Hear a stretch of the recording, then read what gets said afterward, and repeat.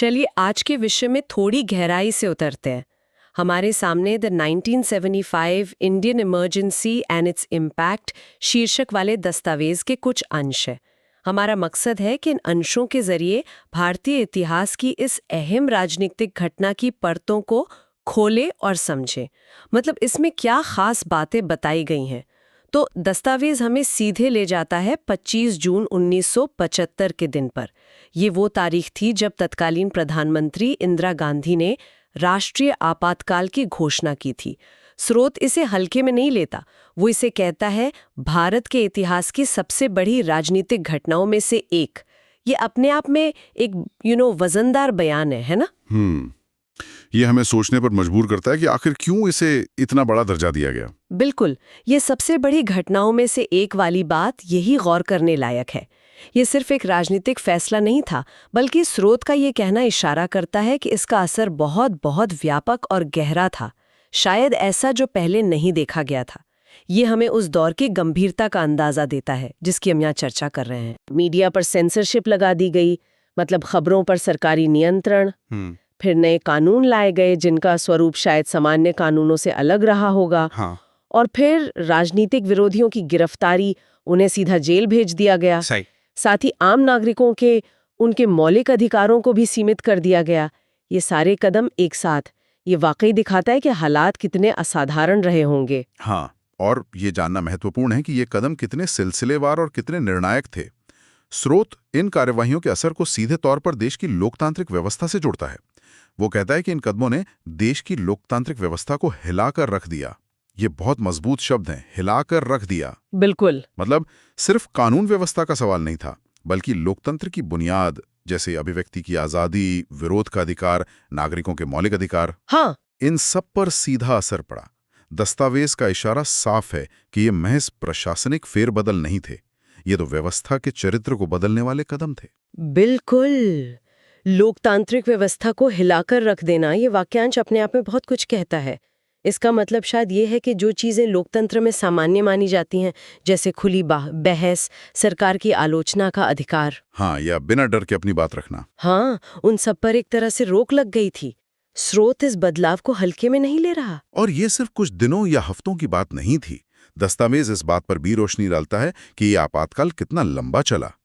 पूरे 21 महीने। 21 महीने? हाँ, ये लगभग 2 साल का वक्त होता है। बाप रे। जब हम सोचते हैं कि रोजमर्रा की जिंदगी, लोगों की सोच, राजनीतिक माहौल, इन सब पर इतने लंबे समय तक इन पाबंदियों का क्या असर रहा होगा, तो ये 21 महीने की अवधि, ये छोटा सा वाक्य भी बहुत भारी लगने लगता है। हाँ, 21 महीने।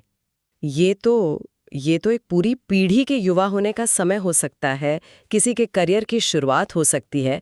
इतने लंबे समय तक मौलिक अधिकारों का सीमित रहना, मीडिया पर सेंसरशिप, इसका सामाजिक और मनोवैज्ञानिक असर भी तो कितना गहरा पड़ा होगा, जिसका जिक्र शायद स्रोत सीधे ना भी कर रहा हो, पर अंदाजा लगाया जा सकता है। निश्चित रूप से इतने लंबे समय तक असाधारण स्थिति का बने रहना अपने आप में एक बड़ा घटनाक्रम है। लेकिन यहाँ एक और दिलचस्प पहलू है जिसे स्रोत उजागर करता है। ये एक तरह का विरोधाभास है, लेकिन बहुत महत्वपूर्ण है।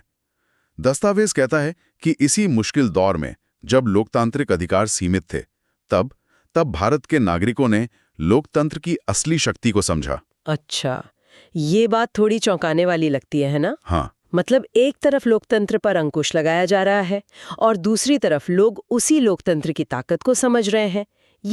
ये कैसे हुआ होगा?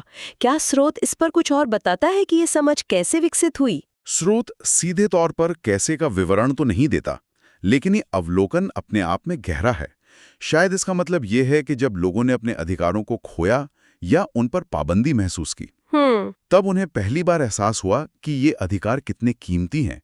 जैसे कहते हैं ना, किसी चीज की असली कीमत उसके न होने पर ही पता चलती है। हाँ, सही बात है। शायद सेंसरशिप ने अभिव्यक्ति की आजादी का महत्व समझाया, या राजनीतिक विरोध के दमन ने असहमति के अधिकार की कीमत बताई। अच्छा, तो मतलब ये हुआ कि अधिकारों का अभाव ही उनके महत्व का सबसे बड़ा शिक्षक बन गया। ये तो वाकई एक गहरा मनोवैज्ञानिक और सामाजिक बदलाव रहा होगा। संकट के समय में ऐसी नागरिक चेतना का जागना, ये थोड़ा अनपेक्षित सा लगता है, पर स्रोत इसे एक महत्वपूर्ण परिणाम के तौर पर देख रहा है। बिल्कुल। अरे हम इसे बड़े परिप्रेक्ष्य से देखें तो ये दिखाता है कि कैसे राजनीतिक उथल-पुथल या संकट कभी-कभी समाज को अपने मूल सिद्धांतों पर दोबारा सोचने और उनकी कद्र करने पर मजबूर कर देते हैं।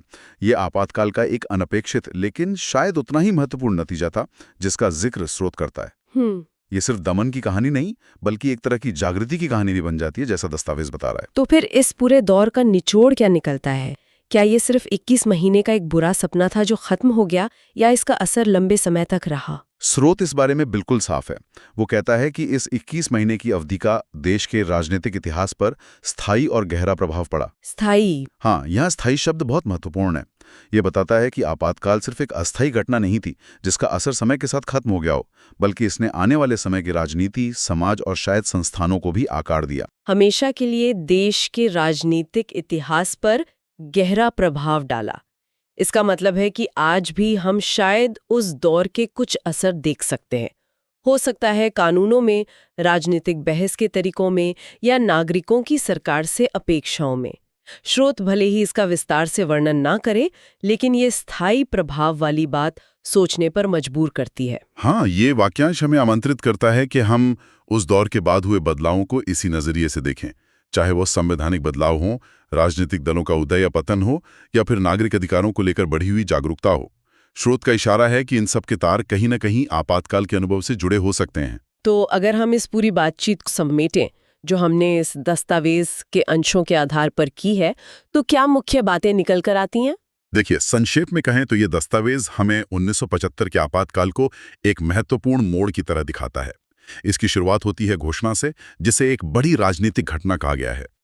सेंसरशिप, नई कानून साजी, राजनीतिक विरोधियों की गिरफ्तारी और मौलिक अधिकारों का निलंबन, जिसने दस्तावेज के अनुसार लोकतांत्रिक व्यवस्था को हिला दिया। हाँ, फिर इसकी लंबी अवधि 21 महीने, जो अपने आप में अहम है। बिल्कुल। और फिर वो विरोधाभासी परिणाम, एक तरफ व्यवस्था को झटका और दूसरी तरफ नागरिकों द्वारा लोकतंत्र की असली शक्ति को समझना। सही। और आखिर में सबसे महत्वपूर्ण बात, इसका भारतीय राजनीति पर स्थायी और गहरा प्रभाव।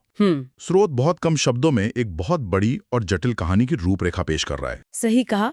ये सिर्फ घटनाओं का ब्यौरा नहीं है, बल्कि उनके असर और मायने पर भी जोर देता है। तो इस दस्तावेज से जो मुख्य संदेश हमें मिलता है वो ये है कि 1975 का आपातकाल भारतीय इतिहास का एक ऐसा निर्णायक दौर था जिसने न सिर्फ तत्कालीन भारत को बदला, बल्कि भविष्य की दिशा को भी प्रभावित किया। ये सिर्फ सत्ता या राजनीति का संघर्ष नहीं था, बल्कि इसने नागरिकों की लोकतंत्र की समझ, उनके अधिकारों के प्रति उनकी चेतना और शासन के साथ उनके रिश्ते पर एक अमिट छाप छोड़ी। बिल्कुल। और यहीं पर हम एक विचार छोड़ सकते हैं जिस पर और सोचा जा सकता है, जो सीधे इसी स्रोत से उभरता है। दस्तावेज कहता है कि आपातकाल ने लोकतांत्रिक व्यवस्था को हिला दिया, उसे कमजोर किया। हाँ, लेकिन साथ ही नागरिकों को उसकी असली शक्ति का एहसास भी कराया।